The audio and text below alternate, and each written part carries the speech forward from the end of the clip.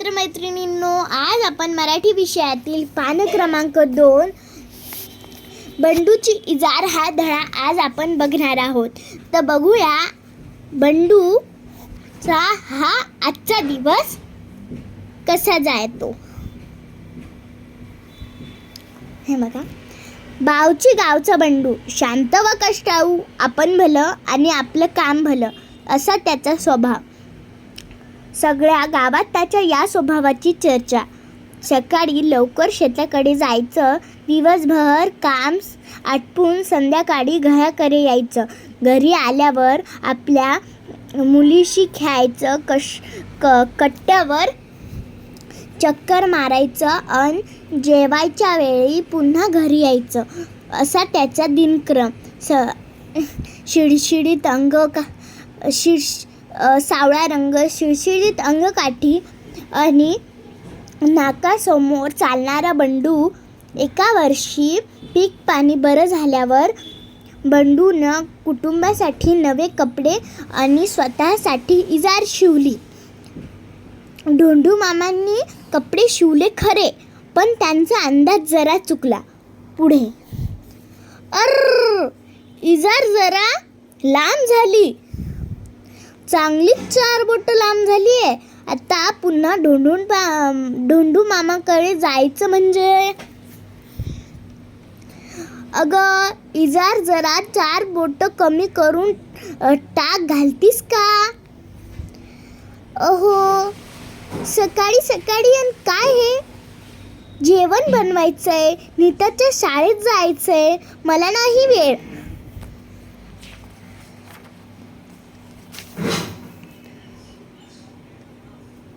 बघा,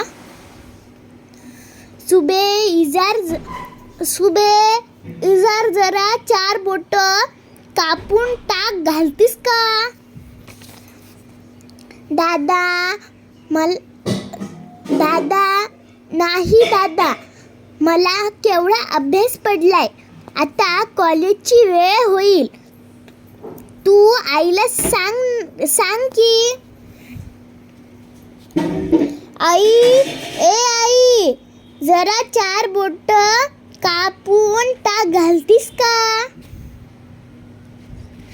ठेव तिकडे तुझी इजार. ही हैरण कापून माझ्या हाताचं तुकडं पडलंय.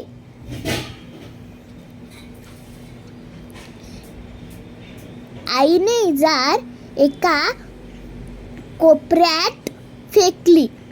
बंडू हिरमुजला होऊन शेताकडे गेला. पुढे सकाळी इजार दुरुस्त करायला पाहिजे होती.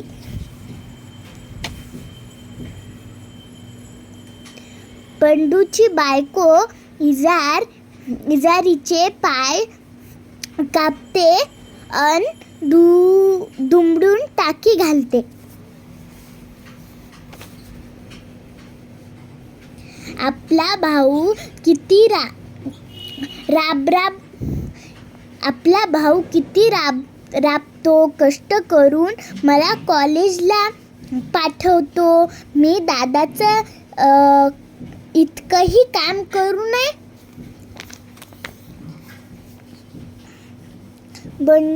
बंडूची बहीण इजार कापते, दुमडून 4 टाके घालते.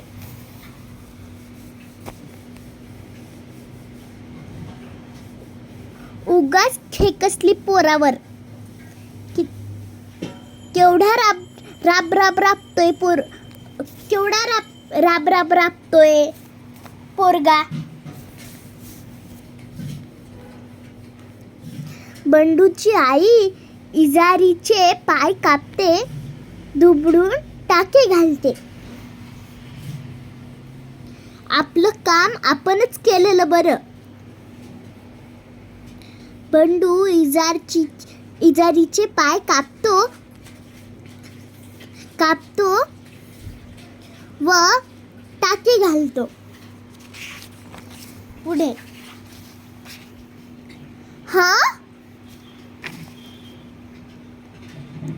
सगळे आश्चर्याने पाहतात. मी इजार 4 बोट कापली. मी पण. अगं बाया, मी पण इजार 4 बोट कापली. आणि मी पण. चौघं हे खळखळून हसतात. बघा, बंडूची इजार हा धडा किती सुंदर होता. तुम्हाला जर हा धडा आवडला असेल तर माझ्या व्हिडिओला लाईक, शेअर अँड सबस्क्राईब करा.